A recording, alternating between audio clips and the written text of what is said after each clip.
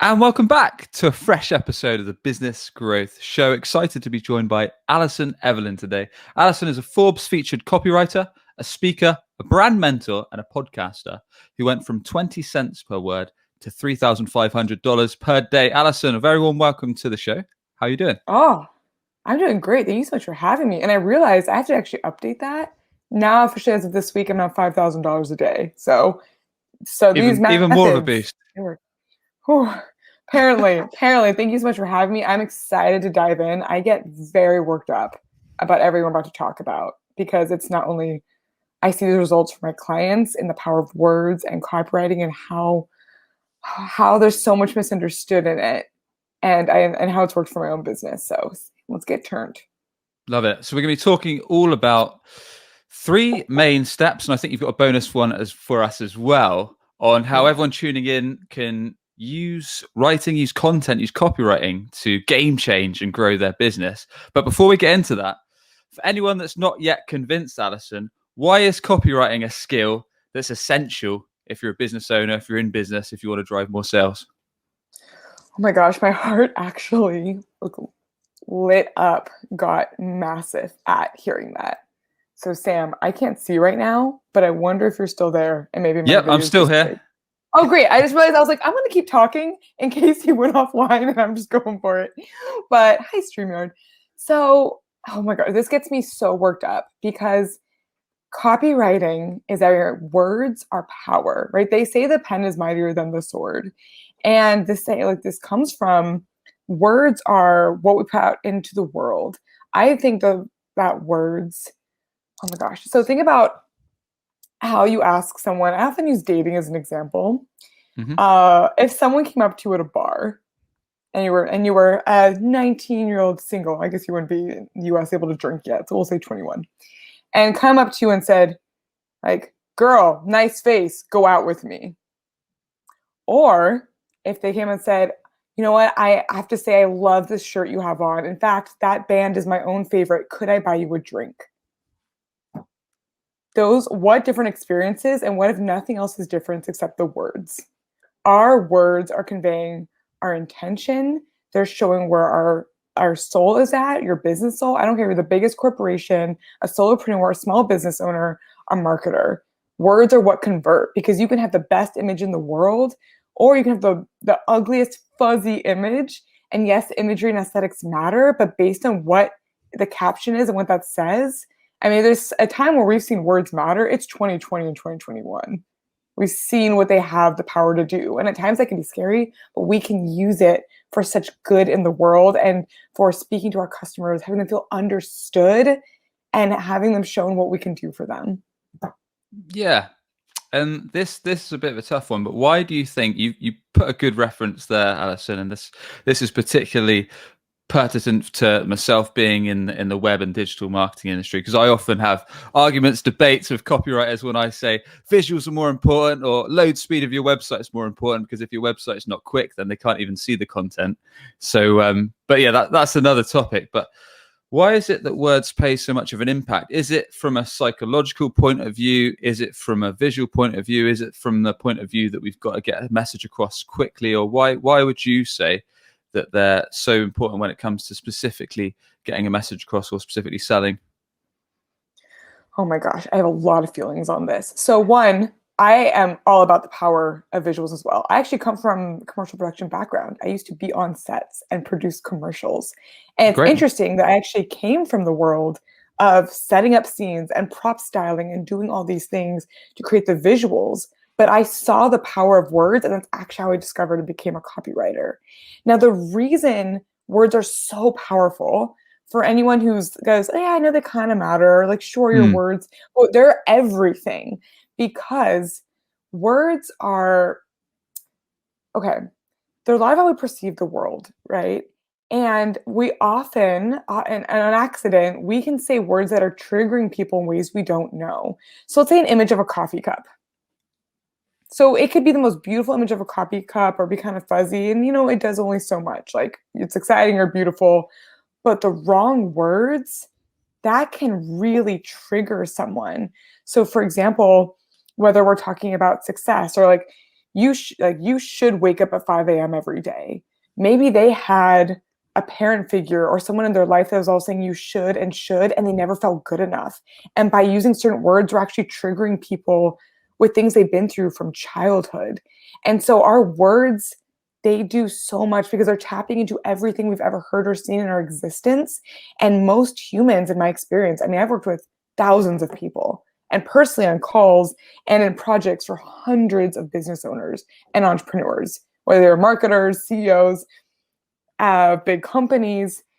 And words have that power to lift people up and bring hope and speak inspiration into the soul in a way that can actually rewire brain and psychology.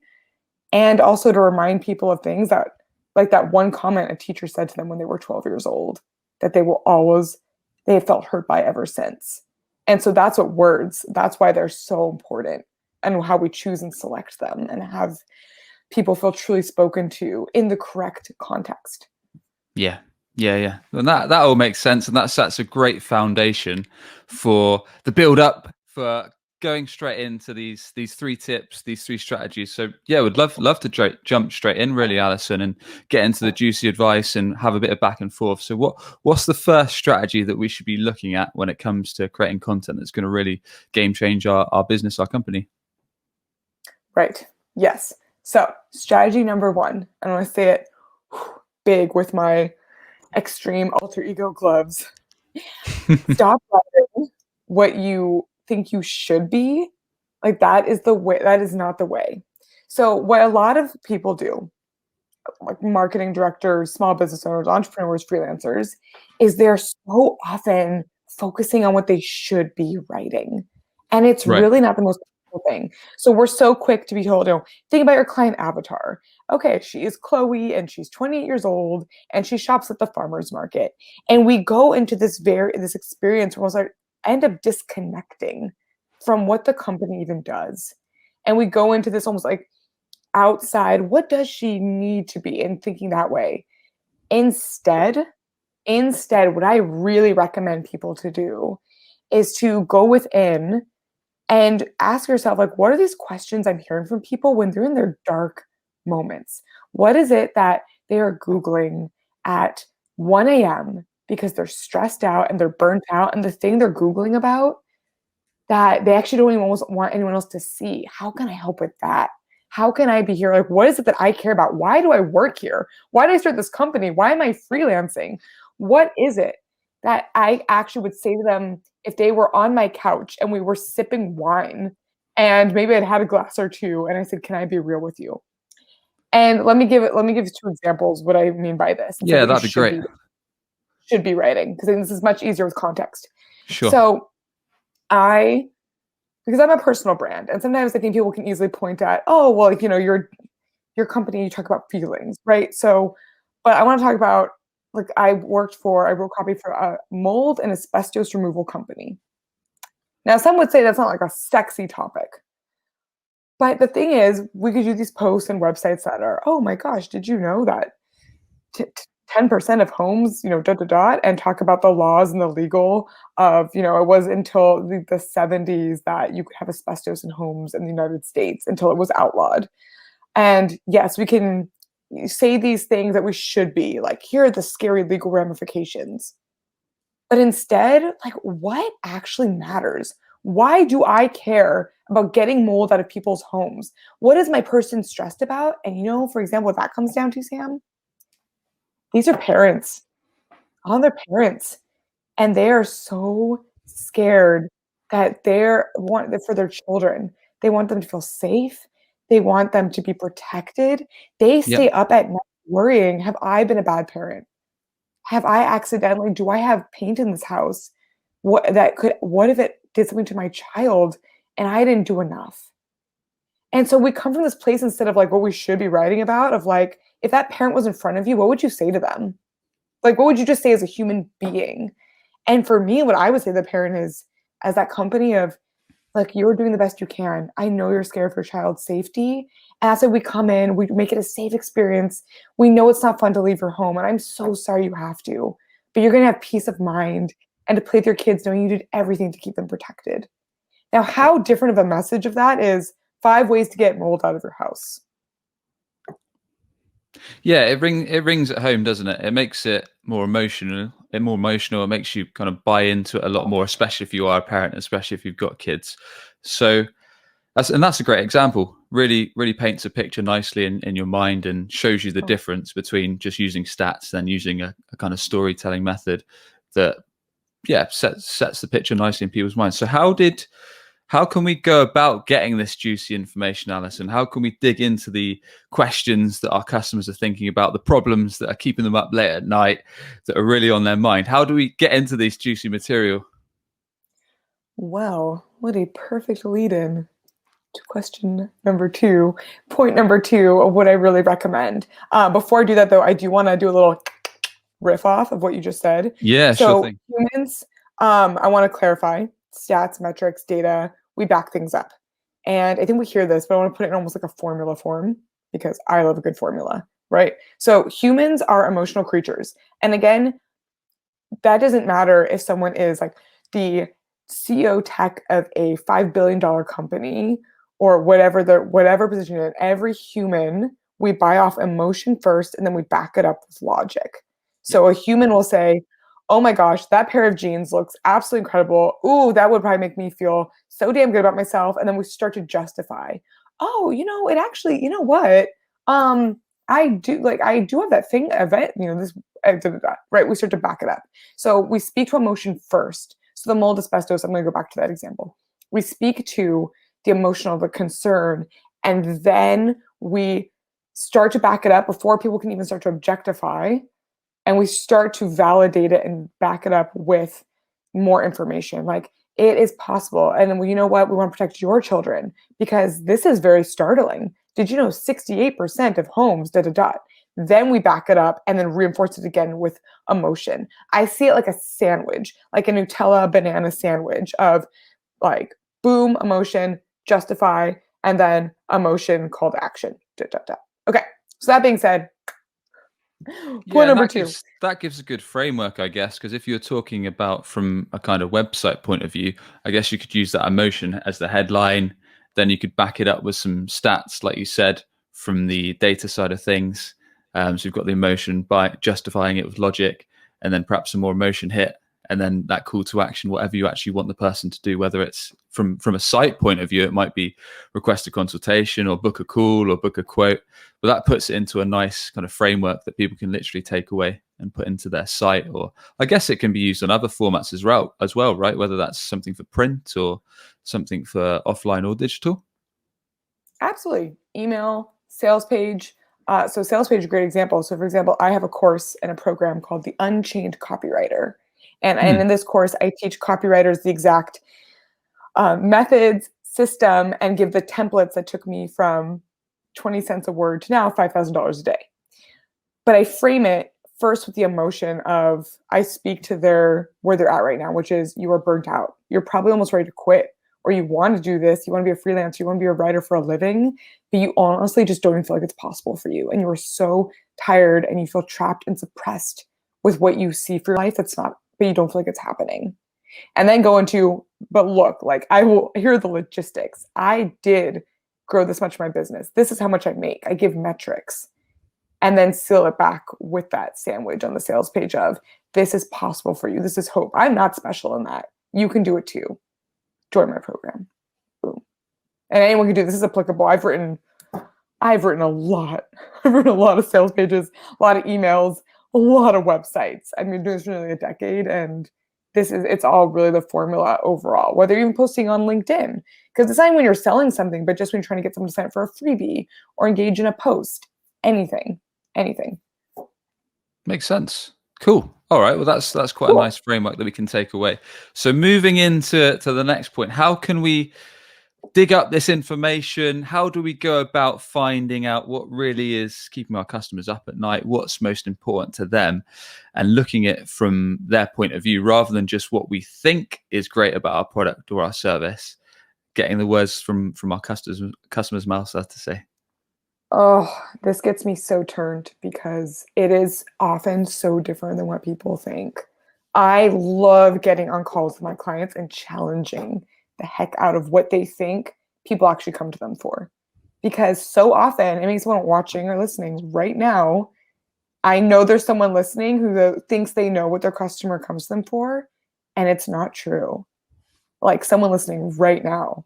And I want to be ominous. That's just truth because I've seen it again and again. So here's point number 2. And the question that you actually need to ask people is going to your customers I always say this, make sure it's like your ideal customer. Who is the client who you wish you could work with that same type of person or them again and again? They're just like the dream client, the dream customer. I recommend, I've done this many times where I'll ask them to get on the phone like for 10, 15 minutes. And I don't say like, this is a testimonial review and make it sound all intense. I'm like, hey, we value you. I love working with you. You are an incredible human being. Can I just get into your brain for like 10 minutes? Because my dream is to work with and serve more people like you. I mean, holy crap. If someone said to me, I would get on the phone. So I say something like that, get on the phone. Here's the question though. Here's the question. Why did you choose to work with me or choose my product or my service? Right? Again, this does not matter the industry. It does not matter if you are a life coach for lemurs or if you run a coffee shop, right? Like this does not matter. Why do you choose me, my products, my services over anyone else? Right. And this is a very specific question because I think people ask, what do you like about me? Or what was great? But that's not the same thing. That's not the same as why me? And you know, it's interesting. I'll totally ask this and I always get resistance. And people have this like, oh, no, I know it's because I do ABC. Great. Don't assume. You do not know that. I used to think that I knew why because yes, I know things in SEO. I can build out funnels. I know how to market and set up a website. I know how to wireframe. There's all these things. And I assumed it was like the tech piece. It was the marketing know-how and all of that. It's interesting when I got on with my actual favorite clients and they said, yeah, you know, those things are all great. And yes, like I have ROI and I thought it was me about income too, right? I thought it was me all about revenue. But like, yes, I'm getting more clients. People are paying me more. But what you actually did for me, Allison, was you showed me how to write like myself. I didn't even know what I sounded like until I worked with you. And knowing my voice, my stories, even remembering what is special about my brand, that's priceless. And I was like, are you what? I thought it was me about like numbers and metrics. It's just so interesting that we don't know. So ask this question, why did you choose me, my products, my services over anyone else? That will tell you so much on what you actually should be marketing to. Yeah, it's a great point. In fact, I did something similar. I've just started doing it recently, been putting it off for a while, but speaking to some customers, it's just amazing how, just like you said, Allison, you think they went with you for one reason. So just like you, I might think, oh, I talked all the right tech stuff. I wowed them with my expertise. When really they're like, no, it wasn't any of that. It was this. And you're just like, wow, because even better, if you record these conversations, you could even show your team and they'd be like, oh, wow, this is good stuff. Because what you think they bought for is often completely different to what you actually expected. And without going off on too much of a tangent, sometimes those conversations, I don't know if you found the same, sometimes they can be not just beneficial for yourself in terms of giving you this really useful intel on why your customers bought from you, but sometimes they might even lead on to say, actually, whilst we're on the line, you've made me think about that we need to look at X, Y, Z, or can we talk about this, because you're on a conversation with them. So they might even start a conversation about a future sales opportunity just because you've brought that up in their mind and they're on that tangent. But without digging too much down that rabbit hole, once we've chatted to this ideal customer and they've given us this really useful information, how do we bundle this up into something that's usable on our material, whether that's going to be a website, a landing page, or some email copy? How do we kind of transfer it from their mouths onto a punchy piece of copy? Oh yeah. Well, that's a whole, I mean, I can literally speak for hours, which I do because I train on this, because copywriting is it's something, there's so much to it. There's so much to it. But here's at the same time though, there's things that are so simple to do. Like the most important things in a lot of ways are like so simple. And so the main way to translate it that I want to share is point number 3. So again, Way to lead that in so beautifully. My favorite writing method that converts, that I actually to unlearn as an English degree. And I think it's really important I say that because I think sometimes we think, oh, do I need this writing certification? Or, I need to do A, B, and C to achieve these results. And yet I am someone who, I have an English degree. I have a minor in marketing. I worked in production. I have all these things that back me up. But when I became a copywriter, I actually had to learn a ton of that stuff. Because the main thing, it's going to sound simple, but I'll give some examples, Sure. is I'm going to write, and you might have already heard this, but I want to drive it home because I know people hear this and then I still read their writing and it's still like so formal. In our world, people are getting so like that for detecting what's marketing when they're being sold to. I mean, with how long on the internet, we're on social media, like people know. And what we crave in this world, especially amid and after 2020 and 2021, is like just straight up human connection. And again, that doesn't actually matter what your product service is. They want real, they want raw, they want to feel like there's a human that they're speaking to and not this overly formal, sort of vague website where it's like all white and perfect pictures of coffee cups and no faces. I think we're transitioning away from that. We want human realness, conversational human. So what I mean by that, and let me like an example of something I have people do. That'd be great. All the time, like they're like, yeah, like I hear it. They'll let me review their copy, or I'm working with someone right one-on-one. And I say, I won't even give them the review. I'll just go, okay, read it out loud. Read it out loud. And so often when they read it, I'll then stop and say, cool. Now, would you say that in person? Like if we were on a call, would you say that to me? And I can't tell how often the answer is no. So we'll write things like, and again, I had to beat this out of me as an English major because it's like long, flowy sentences. And we'll write things like, if you were to wake up tomorrow and you want synergy in the world where there is a exponential amount of growth potential, please see this consultation email for what could be the results of your ROI. Okay, whatever. Something like, right? Yeah, I think I know where you're going with it, but I'm liking it. You know what I'm saying, right? Like this sort of sentence where you read it out loud and you're like, would I say that to someone else? If my best friend was here, no. When you recommend things, and we get like worked up here, when you recommend things to people, for example, what is the products that you go on about?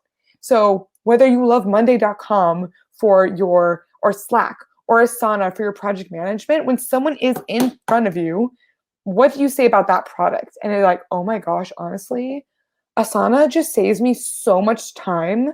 I'm obsessed. Like I finally am not in my inbox for 4 freaking hours. Like, do you say this is a project management tool where the endless possibilities? No. Like that's not when you're really excited about something. That's not how you speak about it. So I would really encourage anyone here to think about what you actually say to people when they're in front of you, and when they walk out of a room, what do you want them to say about your product? Because I mean, it's something very conversational. It's simple. It's concise. It's not like this overflowing poetry of formality. Yeah, I really like that example of when you're speaking to a friend and you're perhaps excited about a product. Just think about, I guess you could even refer to it as if taking it away from your own product, like if you saw a really good show on Netflix or something like that, and you were just talking to your friend about what you liked about it, why it was good, why it appealed to you, and why you're trying to recommend it.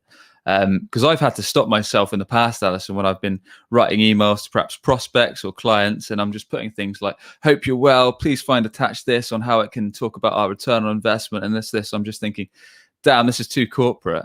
And it's like you said, it's just going to look like every other email that they get hundreds kind of spammers send them a day. That's just the same old generic BS that's not really had much thought into it. And like you say, doesn't resonate with them. So yeah, I really love that idea of you're talking to a friend, you're getting excited about a product, and you're just talking about kind of how it's helping you out. And should we just, in terms of the actual wording we use, should we just use what comes through our own mind? Should we get ideas from, again, the interviews that we've carried out previously with our customers? Is there a balancing act that we need to bear in mind here? Ooh, This is such a good question. I want to riff off actually a few things off of what you just Mm, said and then this question, sure. because it all actually brings into this question really, really perfectly about, because, well, one, I will say it is a balance between your own words and your customer's words. I automatically always want to say that because I believe the most important thing is to first go, what is the foundation of this business? What do we stand for? What do we care about? Why am I here? Why do I get up and do my 30-minute yoga lattes and make a coffee, or you do your Peloton, like whatever, and get hired up to sit down at your laptop and do the work? Like, why? Right? But it is also your customers. So, for example, I do use my audience's language. I tweak based on who I'm speaking to. So, for example, when I'm with my copywriters in my group Den Chain Copywriter, I can say things like, look, you're ready to know what the hell your CTA is, because they know that means call to action. Now, when I'm training in copywriting, or I'm working with people on developing their message, their stories, how to actually speak, if someone has, runs an accounting firm and they're not immersed in my world, I know they don't know my terminology. Like when I'm like, oh, what's your Sure. lead magnet? They're not going to know what it is. So I say, what is the free thing that gets people into your service? So I'd say the main balancing is honestly around terminology and Yep. remembering where your people are at. Remember where your people are at. Think it's so easy for us to think it's so easy for us to underestimate how much we know, first of all. And to overestimate what other people know. Not in a term of like, oh, I think sometimes we say things like, talk to people like their children. Make your message so simple a 5-year-old can understand it. And yes, in a way, but I think that's not to dumbify our audience. It's like to come at them with like love and service of, they're doing their best. They're busy in this world. People are stressed. People are hurting. People are going through so much. And how can I simplify it and speak to where they're at with something? So whether it's the mold asbestos removal company, if you run a project management software tech tool, if you run a coffee shop, if you do have a VA virtual assistant business, whatever it might be, like, where is this person? Like, what do they even know about your world? So how can we break it down and really change the lexicon to make sure that they actually know what you're referencing? Because a lot of people also don't want to ask. Sam, like a lot of people want to feel smart. People don't want to feel, they're so quick to think like, I'm dumb. We're so fucking hard on ourselves as human beings, And so how was any chance that we can alleviate people where they're at and speak to them so that they can feel empowered, not like, you don't know this, but instead of, look, like, you're trying out project management tools. You haven't worked with a copywriter before. That's okay. That's why I'm here, like speaking to those pieces, because that also sells. It's not like, it is understanding. And so many people come to me because they actually feel like the space, they can also ask questions. They're like, oh, so I can actually ask you this? So many people are so afraid to ask anything. Like on a sales call. I mean, the amount of times I look back, I mean, I'm a transformation, right? Whew, of how my sales calls are. I mean, I don't do them anymore because people just go to my website and boom. But for a long time, I realized, people didn't think it was okay to ask questions, or they had questions. So I'd have to literally say to people, and I recommend this if you're on sales calls, you're sending out email marketing, right? Pretty much anything. Like, if there's something you're not sure about, is there an experience you've had, maybe you're even scarred? You've worked with a software like this before. Is there something that has you a little bit of afraid right now? And that's okay. It's a safe space. If like, is there some reason you're nervous? And then just like go silent. And it's wild how people like have answers. And that's so telling because so many people have so many fears, whatever field you're in, and giving them like space to like actually speak about it. But part of that when it comes to say like with the balance of writing as your words and their words, again, like that call, why'd you choose me over anyone else, is a great place to kind of see how they use words. Also just start to notice like what people ask you. I was like, Yep. like confirm like what do people actually ask you? Like emails. And I think sometimes, it's easy to get a little bit feisty, a little salty if we're like, oh my gosh, like someone else is asking about it's right here, like the PDF's over here. If people keep asking also the same question though, one, that's telling you what to talk about, and two, can help us clarify things in our process. Like a lot of copywriting is also us needing to clarify what we do for people, because I think we need to also point the finger back at ourselves sometimes of like, okay, if there's people are confused, there's something I'm not conveying. I need to make sure I'm getting more and more clear on this. Yeah. That's what That I mean. Yeah, something that's resonating for me, Alison, and that's all great stuff, is understanding where your audience is at. So, and I've been guilty of things in the past, perhaps because in my world, in digital and marketing, there's a heck of a lot of jargon, which you touched on a bit. There's, just to name a few, you've got SEO, PPC, ROAS, you've got Oh ROI, yeah, you've got CPC, all these technical terms that to someone so outside of much jargon. marketing might be like, Sam, what the bloody hell are you talking about? And I'll just be like carrying on like it's nothing, and then not realizing that the person I'm talking to might not be a marketer. So in that case, I might need to kind of explain it in something that might be a lot simpler to understand. And we've talked about this on the show, just like you quite like rightly said, sometimes act as if you're talking or you're explaining your product or service to a 4-year-old. But I liked how you flipped it. And looking on the reverse, if I was speaking to someone in my field, like i.e. a marketer or a marketing director, marketing manager, whoever the heck it was, then they may understand those terms already. So if you take the time to understand where your prospect, where your customer's at, that sounds a lot more effective than just doing one or the other. So balancing out, like you said, is a really good point. So yeah, like that. That makes a lot of sense. It's much more effective. And speaking to their problems. So for example, if someone is a mid-level manager versus are they the CEO and founder of the company, those are very different mindsets, right? So if someone's like this middle manager and you're like, look, you need the software, you want the tools that keep your people happy, but your boss is happy with you, and so you can juggle everything because you did it, right? You can speak to them. The founder, you're like, look, I know you founded this company because you were pissed off with blank. Like I've read your bio, like I saw your Instagram post the other day about blank, and like this company is your freaking baby. You want it to be so powerful and change lives, and obviously want to make more money. Like this is your company, and I want you to take the power back with this tool. Like it's a completely different way of speaking based on like how someone is also who the decision maker is and what their decision process is going to be like. I also people speak to the wrong decision maker often. I see that a lot. So like, who are you actually speaking to, and speak to them and like what they're in. And then my final thing before we go into our final point, unless you have any other question.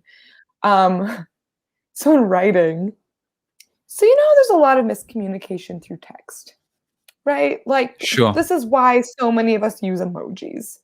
We use emojis to make sure people understand our tone, right? We know the statistic. 70% of communication is nonverbal. It is tone, it's inflection, it's movement. It's me saying like, one thing with two different tones and body language has different meanings.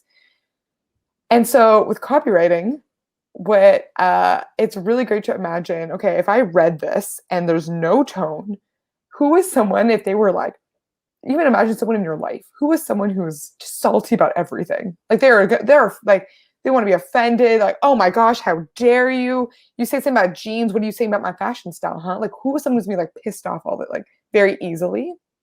I brought that up. I heard this term, a copywriting principle was basically this idea of imagine someone who's reading this, because I will often read people's copy and I'm like, just remember how that could come across. Because in writing things, it's just very easy. So you always want to make sure it's coming across with intention. Like you should use Facebook ads to grow your business. So like I've been trying, versus like, we know you want your business to grow. That's why I really want to show this new way of doing Facebook ads, because you have worked hard and I get it. People want credit. People are working so hard all the time. And I think marketing can often like feel like it's calling people out. Yeah. So looking at your copy, looking at your content from a different point of view, it sounds like. It's a lot of, just a lot of angles, a lot of camera angles. Yeah, makes sense, because what my opinion of one piece might be completely different to how someone else sees it. So yeah, I get that. And is there and this could be probably a whole episode in itself, is there a way that we can do that? Do we just ask our peers, our colleagues, our prospects to glance over our content before we push it live on our website, on our emails, newsletter, wherever we're deciding to do it, to actually take action on that? I think this depends in a couple different ways because it does depend on Mm, your business. I see another problem. Like we do want feedback, but I think it's almost more important to go through and do the work, get on the calls, talk to the people, read the questions from your audience, go to your Facebook, Instagram, your social media, your LinkedIn posts, yeah, read their comments, and you pull the language that way because it can get messy when you're also showing things to too many people. And people don't always actually know what they need to hear. Like I could say to a copywriter, for my group, the Engine Copywriter, I could say to someone who wants to be a freelance writer, like, how does it sound? What do you need to hear? Like, I need to hear that I want to make more money. I want to hear that I want to get my first client. But what they actually need to hear, what I know is my audience, the real thing is they want to finally feel a life of freedom where they can actually do what they love and use the skill that they were told was going to be a starving artist and they can never make any money with and feel a sense of victory and freedom in their life. But they don't know that's what they need to hear. I know that from like my process and getting to know people and my people. got it. So it's dangerous. Like actually most of my work now, I get really clear first and then I show it out. So I'd say more focus first on like reading people's social posts, reading the questions, like taking in what they don't even know you're studying about them. Because Yep, a lot of us, yeah, like we don't know what we actually need to hear. And that kind of leads to see my fourth and my final thing. Let sure me thing. wrap this bad boy out because I know I'm already like throwing a lot of things out. And some people might be like, oh, this seems like a lot of emotional stuff. You know what? Copywriting is emotional and humans are emotional beings. So if anyone is still skeptical, I just want to put that out. I know that's how it feels, but this is the stuff. Like, this is why I charge $5,000 a day and I have people on my wait list. And I don't even talk about metrics really anymore. Like, yes, I've made people millions, but like, that's not, it's like the emotions of speaking to where they're at. Okay. So bonus writing step. So the number one way to address objections, is this two-word statement. Even if. Even if. It's literally like if there's no magic bullet blender, although those are great for frozen margaritas, but there is no magic bullet two-phrase word, right? But if there could be one, I would say it's even if. Because humans, we are so quick to think we're special, often in the wrong ways. You know, we're so quick to not see how we're unique, but we're quick to see what we think is wrong with us, right? Which is a evolutionary biological trait, which I get onto the psychology, but basically that's how we're wired. That's how our brains work. So someone is very quick to go, I'm like, do you know you could have a morning routine where you're energized every day at 5 a.m. and you could have an hour to yourself every day? Immediately, like within 30 seconds, right? Our brain is going, whoa, you don't know me. Like, who knows, right? I have kids, I run a business, I do this, I do that. Like, I've never been a morning person. Like whatever it might be. I can't function without coffee. I live without coffee. I've drinking coffee for 2 decades. So we got to address objections primarily before people even know they have them. So Sure. even if, so you can be a morning person even if you've never been able to wake up before 9 a.m. without needing a cup of coffee. And now someone's a little bit like, oh shit, they just totally called me out. Okay. Like, all right. Like, it's so different than just if I just said, Sam, be a morning person. You could do it. It's like, you don't know me. But then you call it out and they're like, oh, you kind of know me. Ooh. Yeah, yeah. So it's like you're blocking the objection that you already know is coming if you were almost as if you were talking to someone on a conversation. So you might be talking, this is how I picture it in my mind anyway. So I might be saying to my friend, yeah, I've been going to the gym 5, 6 o'clock in the morning each and every day. And they'd be like, there's no chance, Sam. But then you say, well, actually, it's almost like saying, well, actually, but obviously you're reading it in a website copy or an email copy. So you're saying, even if you've got this in your mind, you can still achieve it by doing this. So it sounds to me like you're blocking the objection that someone's about to get in their mind and then going ahead with it. I love that you said that. Oh my gosh, I like my soul is fist pumping right now because the fitness workout is perfect. Workout and exercise are just such great metaphors because we all often see things through that we don't always translate to other parts of the business or marketing. So Yeah. it's funny you say that because one of my longstanding clients is absolutely incredible. Her name is Kim Constable. She is the sculpted vegan. She is the now highest paid vegan bodybuilding weightlifting coach in the world. And it's been so cool to watch her grow. So she, for example, something we talk about often with her, she like we'll say, get this ripped, shredded body and feel stronger than ever in this. And I mean, the objections people could have, right? And we always like, I mean, it's very intentional in her marketing or sales pages. And I talk to our audience about this all the time, is that, and we go, even if you're a mom, you have kids, you've even had, you're in your 50s, 60s, because she is not only is she a mom, she's a mom of 4 children and homeschools them. So we do a lot of, look, you can achieve this result in this body. And if you want to feel this way, even if you're like me and you're a mom and you're a homeschooler and I run this business and I'm in my 40s and most of my clients are in their 50s and 60s. And immediately so many people, and I mean, I see the messages. They're like, oh my gosh, I didn't think it'd be possible, but I see her and she calling, people in their 50s, all these children can do it. And it's amazing like what that does. So please, like everyone who's watching, listening, what is the phrase for you? Even if, and it's not always demographic. It's not always, even if you're a parent or children, like it's, even if you don't think it's possible right now, even if you've tried 3 other marketing platforms and each of them you want to shove your face into a wall because you're so stressed, right? There's always an even if. You just have to find yours.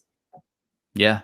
And I guess you can grab some of that from objections you've had from your customers in the past. You just nice. Well, that wraps it all up really nicely, Allison. So essentially, to a quick recap of all the scribbled down notes I've got. So utilizing, rather than just jumping in for your headlines and your copy with perhaps stats or boring information or generic stuff that every other company's got, we want to get our customers emotional. We want to use things like questions that are keeping them up at night. So something that's really going to strike an emotional chord. So I know you reference one about keeping your family safe for the asbestos company, because that's something that's obviously going to be close to their hearts. And then justifying that with logic at the end, where that might be putting in statistics that are relevant to your product or service a bit later on, and putting a bit more emotion, then using that call to action, interviewing your ideal customers. So getting on the phone with them, getting on the Zoom with them, and then finding out, what was that exact question you asked them, Allison? Why did you choose me, my products, my services, this company over anybody else?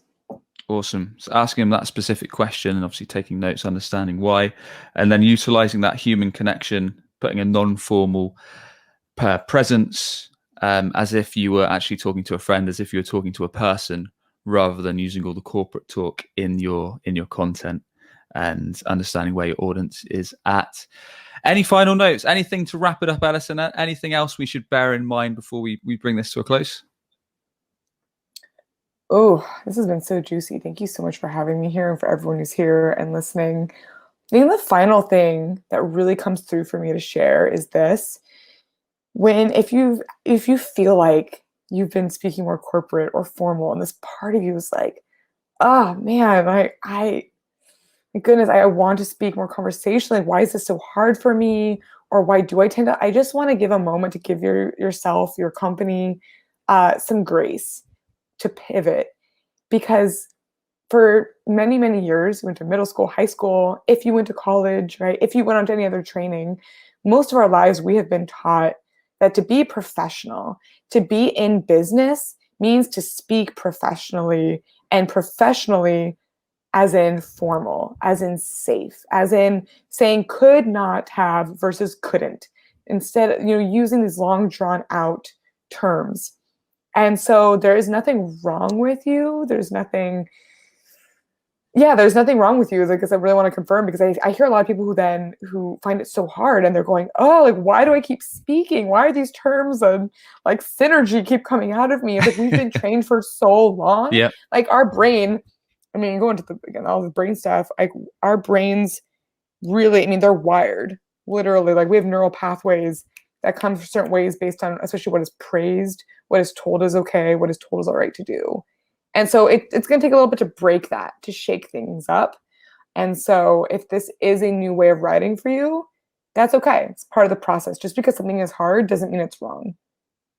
Great.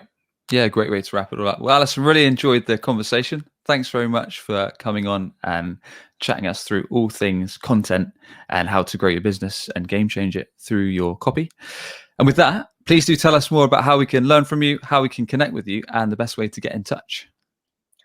Absolutely. So it's been so wonderful to be here. I am so excited for what you're about to speak about, to get more information, to get more examples, even free tools and resources I have. Go to my website, which is AllisonEvelyn.com. Allison is 2 L's and an I, AllisonEvelyn.com. And if anyone else also there, an example of what it means to really speak not so formal and speak in this raw, authentic way, you'll see some words on the site that are maybe startling. So AllisonEvelyn.com, and there's free resources on there. I'm also really active on Instagram. So Instagram is AllisonEvelyn_. Send me a DM. It is in me there in the inbox, responding, chatting. And whether there or here on if you're on LinkedIn, if you happen to be listening there, do message me and let me know what resonated.